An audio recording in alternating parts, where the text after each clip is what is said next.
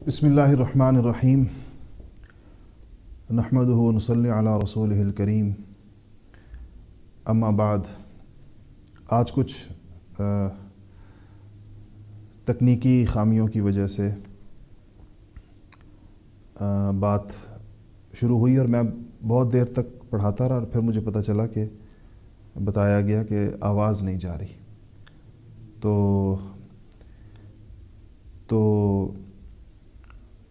वो सैयदना अली रज़ी अल्लाह ताला अन्हु का एक मक़ूला है कि आरफ़्तु रब्बी बिफ़स्ख़िल अज़ाइम, कि मैंने अल्लाह जल्ल शानुहु को अपने इरादों के टूटने से पहचाना। इंसान सारे असबाब मुहैया कर लेता है और बाज़ औक़ात उसको अल्लाह जल्ल शानुहु को कोई चीज़ मंजूर नहीं होती, तो इंसान को फिर पता चल जाता है दोबारा से कि बहरहाल उसकी तैयारी ही काफ़ी नहीं होती अल्लाह जल्ल शानुहु की जब तक मर्ज़ी ना हो। तो फिर से मैं दोबारा आपसे अर्ज़ करता हूँ, जो बात मैंने की थी मैं उसको दोहरा देता हूँ। आज की जो पहली हदीस थी हमारे सामने है वो हज़रत सैयदा आयशा रज़ी अल्लाह ताला अन्हा की रिवायत है। और हज़रत आयशा रज़ी अल्लाह ताला अन्हा फरमाती हैं कि काना अहब्बुल अमल इला रसूलिल्लाहि सल्लल्लाहु अलैहि वसल्लम अल्लज़ी यदूमु अलैहि साहिबुहु। अम्मा आयशा फरमाती हैं कि नबी करीम सल्लल्लाहु अलैहि वसल्लम को जो सबसे ज़्यादा अमल पसंदीदा था वो अमल था जिस पर अमल करने वाला पुख्तगी इख्तियार करे, यानी इस्तिकामत हो, यानी बाकायदगी हो, कंसिस्टेंसी हो। तो और ये इस बाब में बहुत सारी रिवायात हैं इस मज़मून की। एक और हदीस है जिसमें नबी करीम सल्लल्लाहु अलैहि वसल्लम से जब पूछा गया कि अय्युल अमाली अहब्बु इलल्लाह, कि अल्लाह ताला को कौन सा अमल ज़्यादा पसंदीदा है, तो आप सल्लल्लाहु अलैहि वसल्लम ने फरमाया कि अदवमुहा व इन क़ल्ला, कि अल्लाह ताला को पसंदीदा अमल वो है जिस पर इंसान को दवाम हो, यानी हमेशगी हो, उस पर एक पाबंदी हो, बाकायदगी हो, तसलसल हो। व इन क़ल्ला, चाहे वो छोटा भी हो, चाहे वो थोड़ा भी हो, थोड़ा अमल हो लेकिन बाकायदगी के साथ हो। और फिर आपने फरमाया कि तुम उन्हीं कामों को अपने सर लो जिसकी तुम में ताकत हो। ये बड़ा ज़िंदगी का एक बहुत बुनियादी उसूल है। अगर हम इस उसूल को अपना लें तो हमारी ज़िंदगियाँ बड़ी आसान हो जाएंगी। एक तो ये कि हम तीन बातें इसके अंदर हैं। पहली बात यह है कि आमाल जो शुरू किए जाएं उनमें क़स्द हो। क़स्द का मतलब होता है मियाना रवी। मियाना रवी का मतलब ये होता है कि उनमें एक एतदाल हो। बाज़ औक़ात जोश में आकर इंसान एक बहुत बड़ा अमल शुरू कर देता है लेकिन उसको फिर निभा नहीं सकता। चंद दिन करता है, जोश उतर जाता है और उससे भी पीछे चला जाता है। ये ज़िक्र में भी होता है, तिलावत में भी होता है, इबादतों में भी होता है, नवाफिल में भी होता है। तो इंसान सबसे पहले तो ये करे कि एतदाल से शुरू करे। और एतदाल का मतलब ये होता है कि तबीयत की रग़बत को देखते हुए करे, आहिस्ता आहिस्ता अपनी रग़बत को बढ़ाए। थोड़ी सी तशनगी बाकी हो तो उसको छोड़ दे ताकि दोबारा करने का शौक़ बाकी हो। मुझे याद पड़ता है कि मैं बहुत पहले की बात है, मैं तालिब इल्म था। तालिब इल्म तो अब भी हूँ लेकिन उस वक़्त बाकायदा तालिब इल्म था, अब हम बेकायदा तालिब इल्म हैं। तो मेरे उस्ताद थे हज़रत मौलाना मोहम्मद अमीन औरकज़ई रहमतुल्लाह अलैह, बहुत बड़े आलिम थे। तो मैं उनकी खिदमत में इतिकाफ़ के लिए हाज़िर हुआ उनके इलाक़े में, हंगू में। तो हज़रत ख़ुद भी मोतकिफ़ थे, मैं उनके साथ जाके मोतकिफ़ हो गया। तो हज़रत की कोई सोहबत की बरकत थी कि मुझे शदीद तिलावत का शौक़ पैदा हुआ। तो चूँकि इतिकाफ़ में हम दो ही लोग मस्जिद में थे तो वो मुझे देख रहे थे। तो मैंने तिलावत करता रहा। तालिब इल्मी का ज़माना था और मुझे ऐसा याद पड़ता है कि शायद उस दिन मैंने देखकर और बड़ी ऊंची ऊंची आवाज़ में कोई 22 सिपारे कुरान शरीफ के पढ़े। तो जब शाम हुई और हम इफ्तारी के बाद खाने पर बैठे तो हज़रत ने मुझसे फ़रमाया कि कुरान शरीफ में जो आता है अल्हाकुमुत तकासुर, के बहुत ज़्यादा कसरत के शौकीन नुकसान उठाते हैं, उसमें نیک کاموں کی بھی ضرورت سے زیادہ یا طاقت سے زیادہ کہہ لیں، ضرورت تو خیر ہوتی ہے، طاقت سے زیادہ کثرت ہے، اور پھر اس سے انسان کا دل جو ہے اس طرح اوپ سا جاتا ہے۔ تو انہوں نے فرمایا کہ تلاوت بہت اچھی چیز ہے، کرنی چاہیے، لیکن اتنی کریں جتنی پابندی کے ساتھ پھر کر سکیں۔ تو مجھے اچھی طرح یاد ہے کہ یہ بات انہوں نے فرمائی، اور واقعی اس کے اگلے 2-3 دن تک پھر مجھے قرآن شریف کھولنے کی ہمت نہیں ہو رہی تھی، اتنی وہ پچھلے زیادہ عمل کرنے کی تھکاوٹ تھی۔ اس لیے احب العمل جو اللہ تعالیٰ کا پسندیدہ وہ عمل تھا، الذی یدوم علیہ صاحبہ، جس پر عمل والا ہمیشہ کے لیے پختگی اختیار کرے اور دوام اختیار کرے، باقاعدگی ہو جس کے اندر۔ اس میں پھر 3 چیزوں کا اہتمام کرنا ہوگا۔ ایک یہ کہ اس میں اعتدال ہو، میانہ روی ہو، یعنی اپنی طاقت کے بقدر ہو، اپنی طاقت سے زیادہ بوجھ انسان اس کے اوپر اپنے اوپر نہ لے، پھر اس کو پابندی کے ساتھ کرے۔ اور تیسرا یہ ہے کہ اپنے اس عمل کو اپنا کمال کبھی بھی نہ سمجھے۔ جس دن اپنا کمال سمجھا اس دن چلا جائے گا۔ اس کو اللہ جل شانہ کی عطا سمجھے، اللہ تعالیٰ کا فضل سمجھے، اللہ تعالیٰ کا کرم سمجھے، اللہ تعالیٰ کا اپنے اوپر احسان سمجھے، اللہ کی توفیق سمجھے، پھر تو یہ چلتا رہے گا۔ اگر اس کو ذرا بھی خیال آیا کہ میں کر رہا ہوں، ادھر ہی انسان جو ہے وہ جائے گا۔ تو یہ پہلی روایت تھی آج کی، دوبارہ دہرا دیتا ہوں۔ عن عائشہ رضی اللہ عنہا انہا قالت کان احب العمل الى رسول اللہ صلی اللہ علیہ وسلم الذی یدوم علیہ صاحبہ، کہ نبی کریم صلی اللہ علیہ وسلم کو سب سے زیادہ جو عمل پسند تھا وہ عمل تھا جس پر عمل کرنے والا ہمیشہ، یعنی دائمی ہمیشگی جس کے اوپر وہ اختیار کرے۔ اچھا جی، اگلی روایت ہے، اور یہ حدیث نمبر ہے 6500، بخاری شریف کی روایت ہے، اور یہ ایک بات ہے اور 2 باتیں ہیں، لیکن ان 2 باتوں کو کرنے کے لیے ایک ترتیب بنائی گئی، یعنی یہ آپ صلی اللہ علیہ وسلم کا طریقہ تعلیم بھی آپ کو پتہ چلے گا، اور صحابہ کی روایت کرنے کا طریقہ بھی پتہ چلے گا۔ حضرت حدثنا انس بن مالک اس کو روایت کرتے ہیں معاذ ابن جبل سے رضی اللہ عنہ، تو فرماتے ہیں کہ قال انا بینا، یعنی معاذ فرماتے ہیں بینا انا ردیف النبی صلی اللہ علیہ وسلم، میں نبی کریم صلی اللہ علیہ وسلم کی سواری پر آپ کے پیچھے بیٹھا ہوا تھا۔ ردیف پیچھے بیٹھنے والے کو کہتے ہیں، چاہے اونٹ ہو، چاہے کوئی بھی اور ایسی سواری جس پر 2 لوگ بیٹھ سکتے ہوں، تو پچھلے کو ردیف کہتے ہیں۔ تو فرمایا میں پیچھے بیٹھا ہوا تھا، لیس بینی و بینہ الا آخرۃ الرحل، کہتے ہیں میرے اور نبی کریم صلی اللہ علیہ وسلم کے درمیان صرف کجاوے کی وہ لکڑی تھی۔ کجاوا آپ کو پتہ ہے، وہ جو اونٹ پر 2 بندوں کے بیٹھنے کی جو جگہ ہوتی ہے، کبھی آپ نے اونٹ پر دیکھا ہو 2 بندے جب بیٹھتے ہوں، ان کے درمیان ایک لکڑی ہوتی ہے، اور ایک پیچھے کی طرف اور ایک آگے کی طرف جس میں بیٹھ سکے۔ جیسا اونٹ کی پشت کا انداز ہی ایسا ہوتا ہے کہ اس میں اسی طریقے سے اس میں وہ سیٹ بنانی پڑتی ہے۔ تو فرماتے ہیں کہ میں اب یہ جو بتا رہے ہیں نا کہ ہمارے درمیان صرف کجاوے کی لکڑی تھی، اس کا مقصد یہ تھا کہ میں بہت قریب تھا آپ کے، اور آپ نے جو بات ارشاد فرمائی میں نے پورے اہتمام سے سنی، اب میں اس کو بتا رہا ہوں۔ اس سے یہ پورا وہ منظر کشی فرما رہے ہیں کہ وہ میں نے بات کس انداز میں سنی۔ تو فرماتے ہیں کہ میں اس طرح آپ کے قریب تھا، فقال، کہا آپ صلی اللہ علیہ وسلم نے فرمایا، یا معاذ، اے معاذ۔ اچھا، آپ اس حدیث شریف میں یہ دیکھتے رہیں کہ آپ صلی اللہ علیہ وسلم کا طریقہ تعلیم کیا تھا۔ اب دیکھیں، یہ بھی تو کہہ سکتے تھے نا کہ او لڑکے، او فلانے، نام لیا، اور انسان کو اپنا نام اچھا لگتا ہے، اور پھر نبی کریم صلی اللہ علیہ وسلم کے منہ مبارک سے کتنا اچھا لگتا ہوگا۔ تو آپ نے فرمایا کہ یا معاذ، اے معاذ، قلت، میں نے کہا لبیک یا رسول اللہ وسعدیک، تو میں نے کہا کہ لبیک یا رسول اللہ، یعنی میں حاضر ہوں یا رسول اللہ، اور سعدیک کا مطلب ہوتا ہے میں تیار ہوں۔ یا رسول اللہ، میں حاضر بھی ہوں، یعنی موجود ہوں، اور تیار ہوں۔ یہ اصل میں حاضر کا تعلق انسان کے جسم کے ساتھ ہے، اور تیار کا مطلب اس کے دل کے ساتھ ہے کہ یا رسول اللہ، میرا جسم بھی حاضر ہے اور میرا دل بھی ماننے کو تیار ہے، میرا دل بھی آپ جو فرمائیں گے اس ارشاد کے اوپر لبیک کہنے کو اور اس کے اوپر تیار ہے۔ تو آپ نے فرمایا کہ آپ پھر چپ ہو گئے۔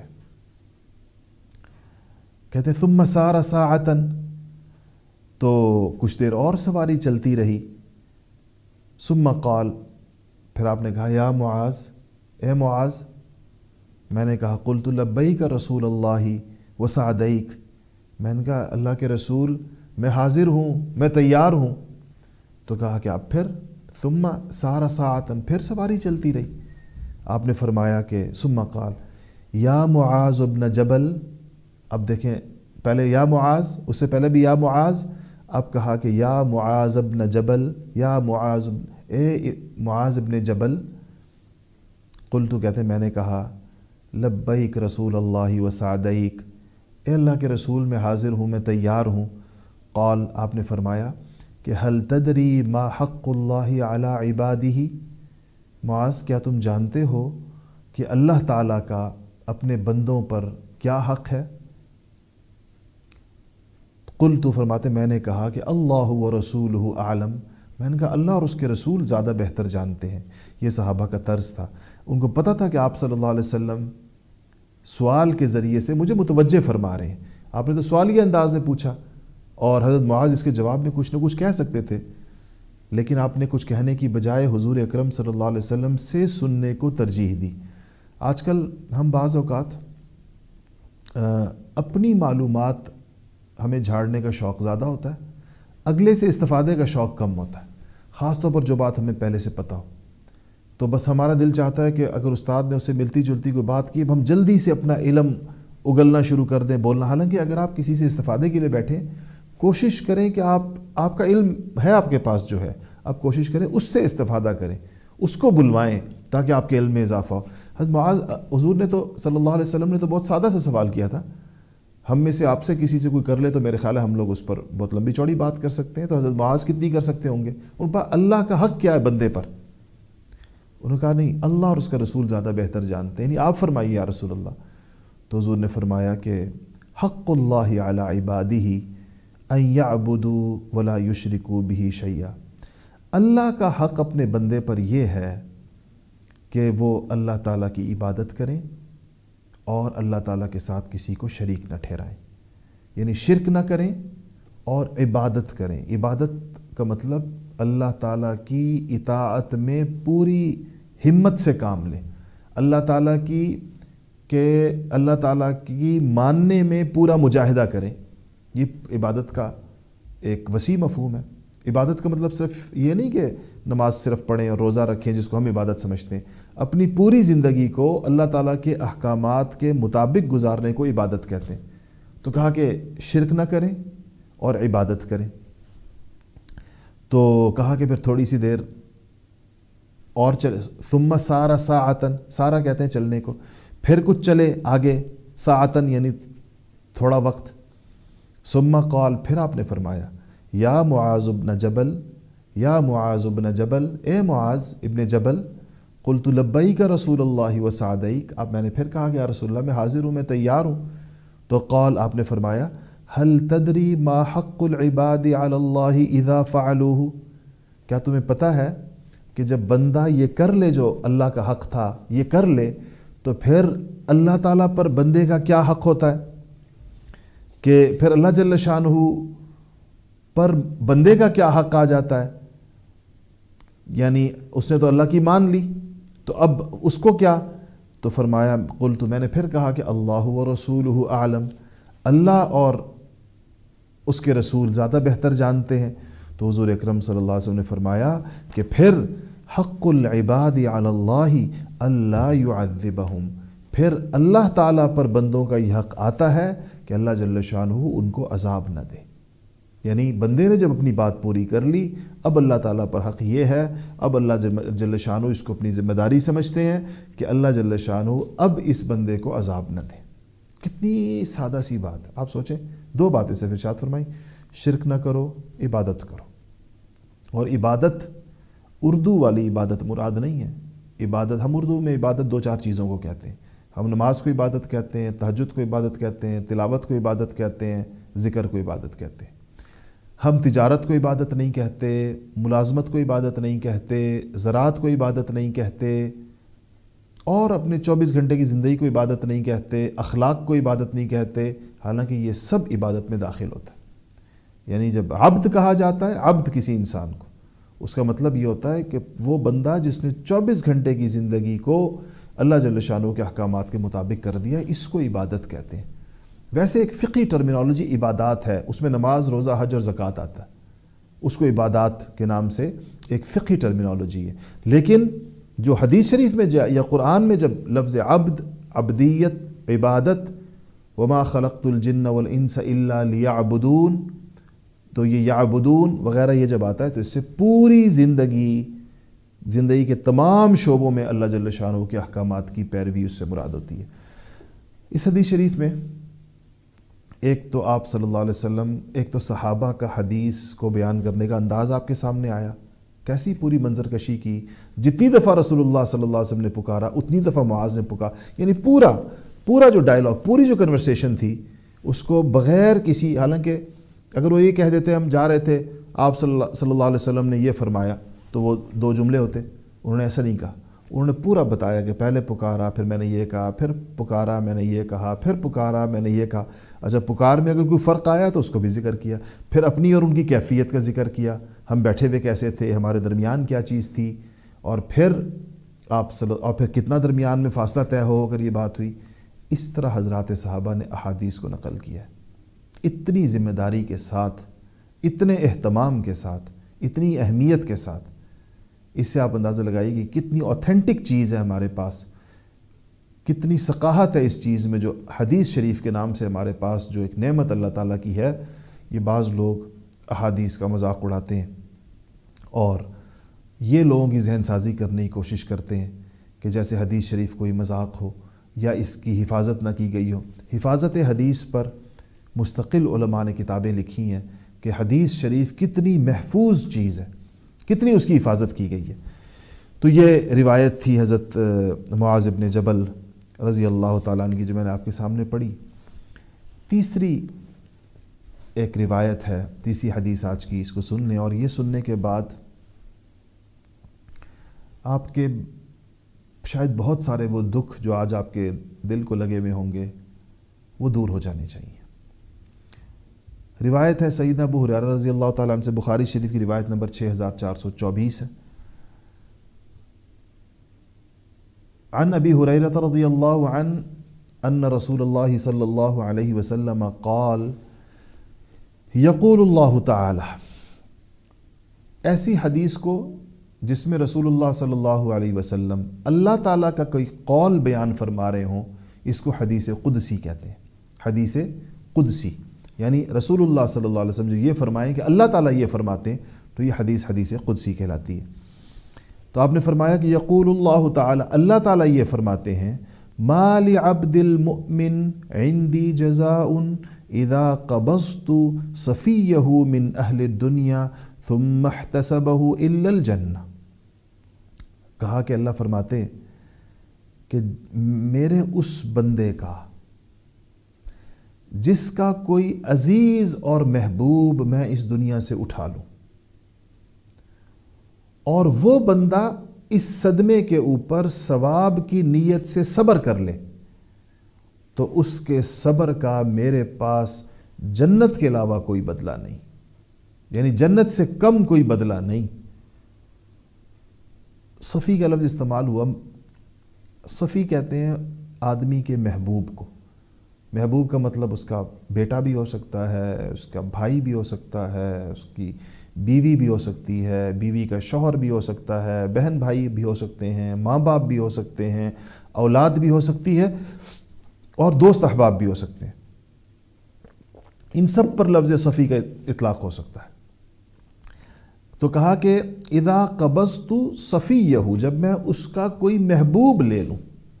بعض دل اموات سے بہت دکھی ہوتے ہیں، خصوصاً ماؤں کے دل تو پھٹ جاتے ہیں اولاد کے دکھ کی وجہ سے، یہ ان کی تسلی کی چیز ہے۔ من اہل دنیا، دنیا کے اندر۔ ثم احتسبہ، اچھا بندے سے کیا مطالبہ فرمایا ہے کہ جب تمہیں ایسا کوئی صدمہ پہنچے، تو لفظ مروج ہو گیا ہے جس کو ہمارے احتساب کہتے ہیں۔ حالانکہ اکاؤنٹیبلٹی کے لیے جو عربی کا لفظ ہے وہ محاسبہ ہے۔ محاسبہ کہتے ہیں کسی کا محاسبہ کرنا، یعنی اس کے معاملات کو دیکھنا، پرکھنا۔ احتساب کسی اور چیز کو کہتے ہیں۔ احتساب کہتے ہیں ثواب کی نیت سے کوئی عمل کرنا، ثواب کی امید کے ساتھ، ثواب کی نیت کے ساتھ کوئی عمل کرنا. جس طرح آپ نے شاید حدیث شریف سنی رمضان کی، من صام رمضان ایمانا و احتسابا، جس نے رمضان کا روزہ رکھا ایمان کے ساتھ اور ثواب کی، احتساباً ثواب کی نیت کے ساتھ. یعنی ثواب کی نیت کا مطلب یہ ہے کہ آپ تو ویسے بھی کبھی کبھار بھوکے رہ سکتے ہیں. آپ صبح اٹھے، دیر سے کوئی بندہ اٹھا 11-12 بجے، اس کے بعد اس کو اچانک کوئی مصروفیت پیش آ گئی، اس کو پتہ ہی نہیں چلا مغرب ہو گئی، تو اس کو روزہ تو نہیں کہتے، کیونکہ نیت ہی نہیں تھی اس میں روزے کی، ثواب کی نیت ہی نہیں تھی. وہ تو کھانے پینے کا موقع نہیں ملا اس کو. کئی لوگوں کے دن ایسا گزر سکتا ہے کہ دن بھر کھانے پینے کا کوئی موقع نہ ملا، تو اس کو روزہ تو نہیں کہیں گے، چاہے بے شک مغرب تک اس نے کچھ نہیں کھایا، صبح سے لے کر فجر سے لے کر.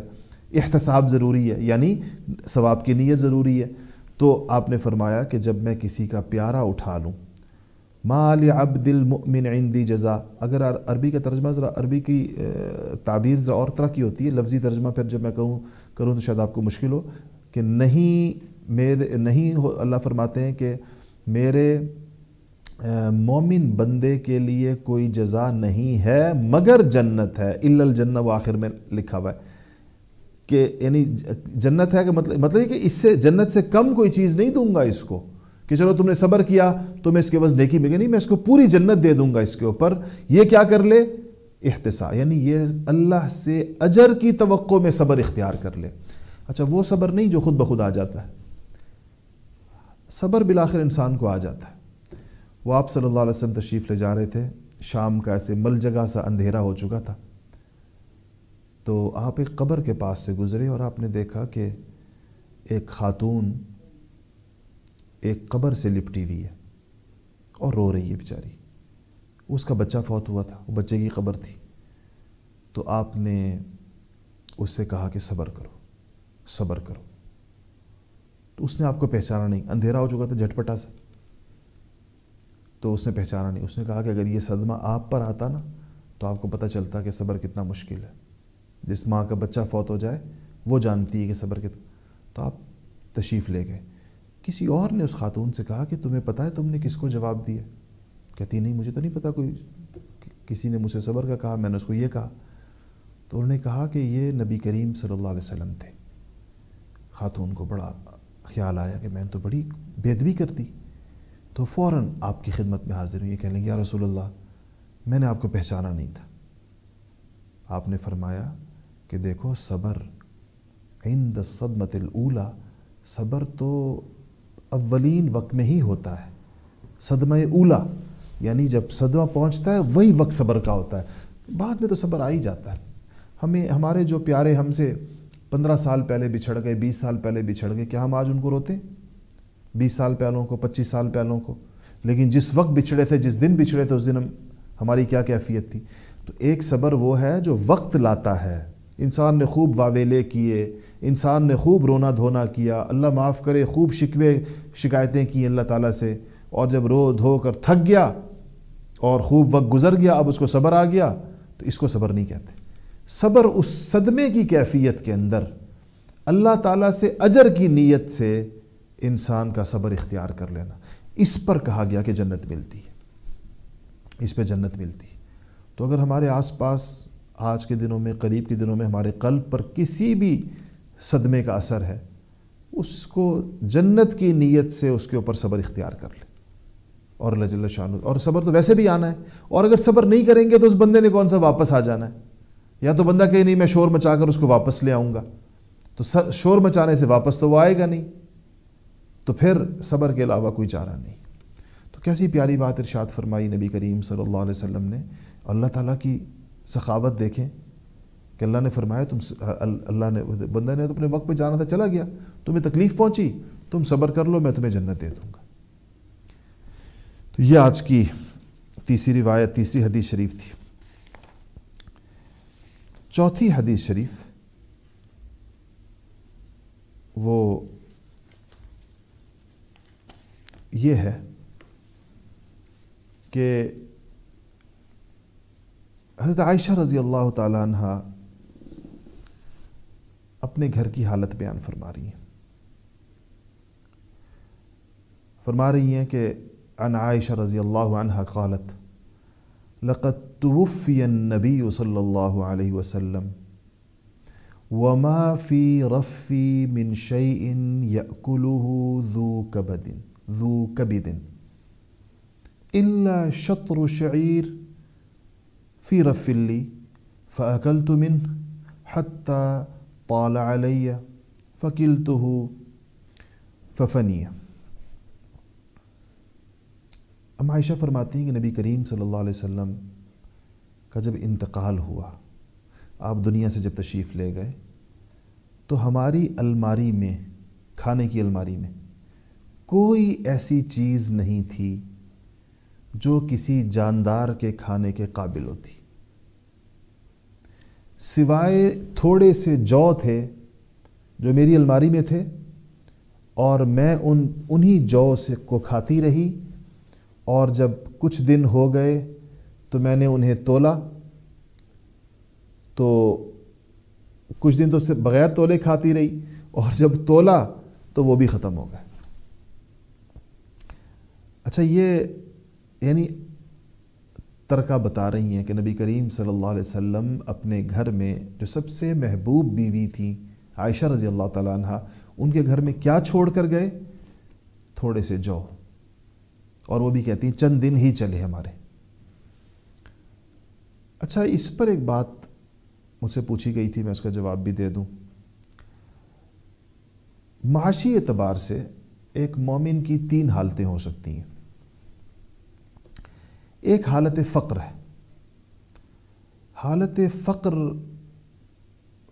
کی فضیلت پر امام بخاری نے تو مستقل باب باندھا ہے کہ فقر بڑی اعلیٰ چیز ہے، اور اس میں وہ ساری روایات لائے ہیں جس کے اندر فقر کی فضیلت ہے۔ خود نبی کریم صلی اللہ علیہ وسلم کی زندگی فقر والی تھی۔ حضرت عائشہ کی روایت آپ کے سامنے ہے، اور بے شمار روایات، میں تو ایک باب سے ایک روایت اٹھاتا ہوں تاکہ ہم زیادہ سے زیادہ ابواب کور کر لیں مختلف حدیثی کتابوں کے، ورنہ تو محدثین ایک ہی عنوان کے تحت بہت ساری حدیث لاتے۔ تو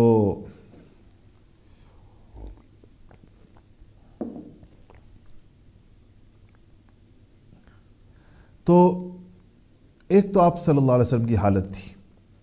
اچھا، اور یہ تقریباً سارے صحابہ کی زندگیاں درویشانہ تھی۔ ابوبکر صدیق رضی اللہ تعالیٰ عنہ کی بھی ایسی تھی، عمر فاروق کی بھی ایسی تھی، باقی حضرات کی بھی ایسی تھی۔ اچھا، یہ تو صبر کرے گا، ظاہر بات ہے، جس کی حالت تنگ ہے وہ صبر کرے گا۔ ایک فراوانی کی زندگی ہے، معاشی فراوانی ہے، لیکن ساتھ ایمان بھی ہے، اسلام بھی ہے، اللہ کے راستے میں خرچ کی توفیق بھی ہے۔ ایسے شخص کے لیے شکر کی زندگی، اللہ تعالیٰ کے نعمتوں کو اپنے اوپر ظاہر کرنے کے مواقع اس کو ملیں گے نا، ظاہر بات، جو میں نے پہلے دن بات کی تھی۔ اور ایک تیسری زندگی ہے جس کو کفاف کی زندگی کہتے ہیں۔ کفاف کا مطلب یہ ہے کہ نہ بہت زیادہ مالداری ہے، نہ بہت زیادہ غربت۔ اچھا، جس پر پہلی زندگی ہے جس کی، اس کو صبر، یعنی فقر جو ہے، یہ ایک طرح سے انسان کے لیے فتنہ بن سکتا ہے، کیونکہ اگر اس نے اس پہ صبر نہیں کیا اور سوال شروع کر دیا، مانگنا تانگنا شروع کر دیا، لوگوں سے امیدیں لگا لیں، فلانا مجھے یہ دے دے گا، فلانا مجھے یہ دے دے گا، یہ فقر تو ظاہر بات ہے کہ پھر انسان کو خراب کر دے گا، کیونکہ سوال کرنا، لوگوں سے طمع رکھنا، اپنے دل میں لوگوں سے امیدیں رکھنا، یہ مجھے یہ دے گا، یہ مجھے وہ دے گا، یہ تو جائز ہی نہیں ہے شریعت میں۔ تو فقر کے امتحان میں یہ بندہ پورا نہیں اترا، ناکام ہو گیا۔ لیکن اگر اسی فقر پہ یہ صبر کرتا ہے تو بہت اونچا ترین درجہ ہے۔ وہ جو غنا کی زندگی ہے، مالداری کی زندگی ہے، یہ بھی آزمائش ہے۔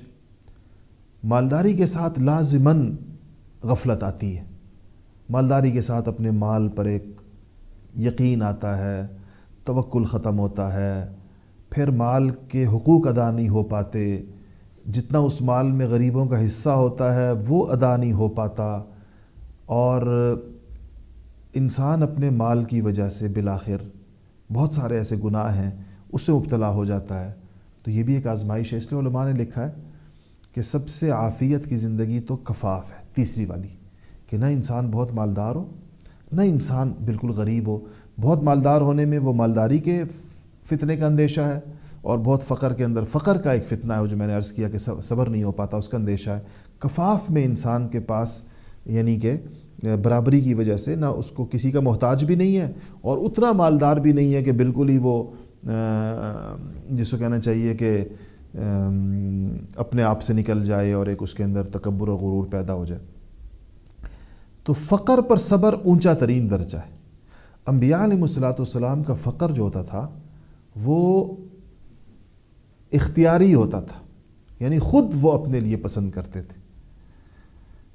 یہ اما عائشہ رضی اللہ تعالیٰ عنہ اپنے گھر کی حالت بیان فرما رہی ہیں نا، تو چلیں اس وقت تو تھا نہیں گھر میں کچھ، آگے چل کر جب فتوحات شروع ہوئیں اور اس میں نبی کریم صلی اللہ علیہ وسلم کے گھر والوں کا حصہ آنا شروع ہوا تو بہت پیسے آتے تھے اما عائشہ کے پاس، خاص طور پر سیدنا امیر ملک کو بھیجا کرتے تھے جو ان کا حصہ بنتا تھا۔ اما عائشہ رضی اللہ تعالیٰ عنہ کے پاس پوری بوری آئی اشرفیوں کی، دراہم و دینار کی، سونے چاندی کے سکوں کی۔ آپ کے پاس ایک خادمہ لونڈی تھی اور اس سے کہا کہ بھر بھر کے تقسیم کرتی رہو، آس پاس غریب غربا پورے مدینے میں بانٹ دیے وہ سارے پیسے، ایک درہم نہیں رکھا، ایک درہم، اور سب ختم ہو گئے۔ وہ بوری بھی کہیں بھجوا دی۔ تو شام ہوئی تو اس دن اما عائشہ کا روزہ تھا، خادمہ کا بھی روزہ تھا، تو اما عائشہ نے کہا کہ کچھ لے آؤ، افطاری کا وقت ہو گیا۔ تو خادمہ کہنے لگی کہ سب کچھ تو آپ نے بانٹ دیا، اگر ایک درہم رکھ لیتی، ایک دینار رکھ لیتی تو آج ہم گوشت سے افطاری کر لیتے، آج گوشت کھا لیتے افطاری کے اندر۔ تو اما عائشہ نے فرمایا کہ تو اب مجھے، یعنی اس نے احتجاج کیا گویا کہ، تو اما عائشہ نے فرمایا تو اب کہہ رہی ہے، اس وقت کہتی تو ایک رکھ لیتے، یعنی یاد ہی نہیں رہا تھا کہ آج روزہ ہے اور افطار کے لیے گھر میں کچھ نہیں ہے اور خادمہ بیچاری کا دل چاہ رہا ہے گوشت کھانے کو، اما عائشہ کو اس کا خیال ہی نہیں رہا اور ساری رقم بانٹ دی۔ اب یہ، اور پھر دوبارہ کچھ نہیں ہے گھر میں، یعنی آپ سوچیں افطاری کے لیے نہیں ہے۔ تو یہ فقر کی ایک اور قسم ہوتی ہے، اس کو اختیاری فقر کہتے ہیں، جان بوجھ کر اب جو آئے اس کو، یہ تو سب سے اعلیٰ ترین اور اونچا درجہ ہے۔ دوسرا درجہ یہی ہے جو میں نے جس کا ذکر پہلے کیا تھا، ایک یہ دوسرا درجہ ہے کہ انسان نہیں کر سکتا، وہ ہم جیسے لوگوں کی تو یہ طاقت ہی نہیں ہے نا، ہم تو اگر سب کچھ اپنا خرچ کر دیں تو پتہ نہیں ہمارے دل کا کیا حال ہو جائے، اور ہمیں ایک وقت کا کھانا نہ ملے تو ہمارا کیا حال ہو جائے۔